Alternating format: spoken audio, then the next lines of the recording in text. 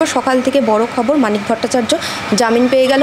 ED নাকি, এটা কোনো বড় খবর নয়, এটা আপনারা বড় খবর বলছেন বটে, এটা সেই রবীন্দ্রনাথের বড় খবরের মতন এটা কোনো খবরই নয়। দেখুন, বেল পাওয়াটা স্বাভাবিক ঘটনা, বেল না পাওয়াটা মানে অস্বাভাবিক। বেল কখন পায় না? বেল তখন পায় না যখন দেখা যায় আসামি সহযোগিতা করছে না, বা আসামিকে ছেড়ে দিলে, সন্দীপ ঘোষের মতন আসামি যে সহযোগিতা করছে না, ছেড়ে দিলে যে এভিডেন্স ট্যাম্পারিং করবে, যে সাক্ষীকে ভয় দেখাবে, তদন্তের যে বাধা হয়ে দাঁড়াবে, তাকে বেল দেওয়া হয় না। আদারওয়াইজ যদি আইনের কথা বলেন তাহলে বেল স্বাভাবিক, বেলটা স্বাভাবিক। অস্বাভাবিক কোনটা? অস্বাভাবিক জেলটা। এটার মানে এমন হচ্ছে যেন যে ও খালাস হয়ে গেল, বেকসুর খালাস। হ্যাঁ, সেই সিনেমায় দেখায় না, আপকো বেকসুর বাড়ি কে যাতা হয়, এরকম ব্যাপার নয়। এটা ব্যাপারটা হচ্ছে অত্যন্ত পরিষ্কার যে তাকে জামিনে মুক্তি দেওয়া হলো। জামিনে মুক্তি দেওয়া মানে সে নিরপরাধ প্রমাণিত হয়ে গেল না, তাকে নির্দোষ বলে দিল না কোর্ট। জামিনে মুক্তি দেওয়া হলো মানে তুমি সাময়িকভাবে একটা রিলিফ পেলে, এরপর ট্রায়াল হবে। ট্রায়ালে যদি দোষী প্রমাণিত হয় তাহলে আবার ঢুকে যাবে। কিন্তু এটা ঠিক কথা যে আমরা বাংলার মানুষ, আমরা এদের আর সহ্য করতে পারছি, আমরা এদের জেলের বাইরে দেখতে চাই না। এ আর কাসব আমার কাছে মধ্যে কোনো তফাৎ নেই। হ্যাঁ, তো আমরা চাই এদের এক্ষুনি লটকে দাও, তাহলে উৎসব শুরু। কিন্তু আইনে তো সেরকম হয় না, না, আইনের প্রভিশন মেনে আইন চলতে হবে। ধরুন এই যে আপনাকে ভাবতে হবে যে এত প্রদীপ, এত মোমবাতি, কিন্তু যদি আলটিমেটলি সিবিআই প্রমাণ না দিতে পারে, ওই প্রদীপ মোমবাতি দিয়ে কোনো সাজা হবে না, কোনো সাজা হবে না। কানুন সবুত মাংতা হয়, কানুন আর কিচ্ছু বোঝে না, আইন আর কিচ্ছু বোঝে না। হ্যাঁ, এবার আমাদের দেখতে হবে যে এখানে ইডি সিবিআইয়ের কোনো গাফিলতি আছে কিনা, যে কোনো কারণেই হোক। ইডি সিবিআইয়ের প্রতি মানুষের যে পর্বত প্রমাণ প্রত্যাশা ছিল, সে প্রত্যাশা ধাক্কা খেয়েছে। আর প্রত্যাশা যখন ধাক্কা খায় তখন সেটা বড় ভয়ঙ্কর আঘাত।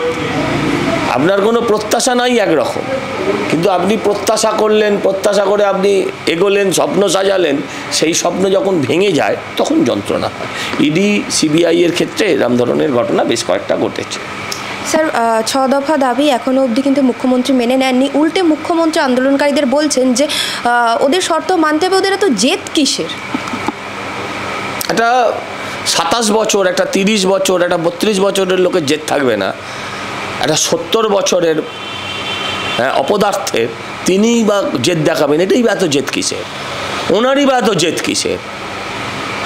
আলোচনা করে নিলেই তো হয়। লালবাজারে জেদ করে 24 ঘন্টা বসিয়ে রেখে, রাস্তাটা বন্ধ করিয়ে রেখে কার লাভ হয়েছিল? সেই যদি পরের দিন দেখা করলি, তাহলে সারাদিন 24 ঘন্টা ধরে কেন তো ঢং দেখালি?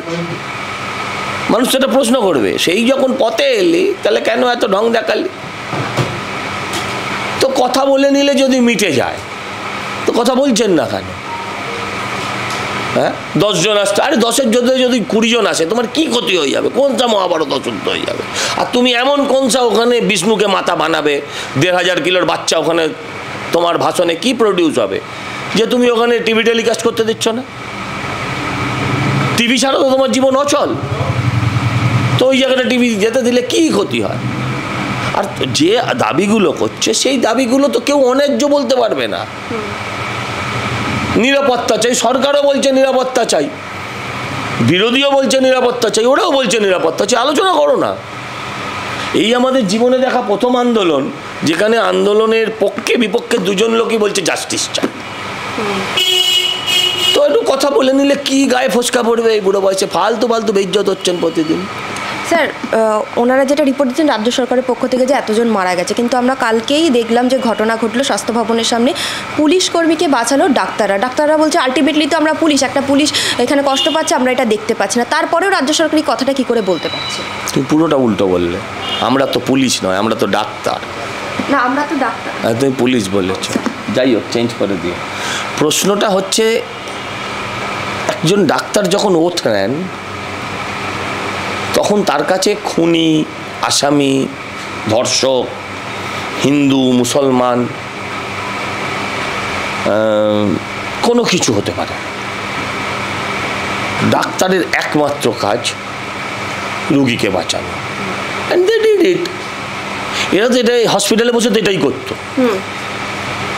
এরা তো মনে করছে না যে এই কনস্টেবলগুলোর বিপক্ষের লোক। আরে ওরাও তো পরিস্থিতির শিকার, ওরাও তো অবস্থার শিকার। ওরা কি খুব খুশিতে আছে নাকি? থানার পুলিশগুলো খুব খুশিতে আছে? কেউ খুশিতে নেই। কি করবে? পেটের দায়, নয়তো আবার শিলিগুড়ি ট্রান্সফার করে দেবে, সেই ভয়, আর কোনো কারণ নেই।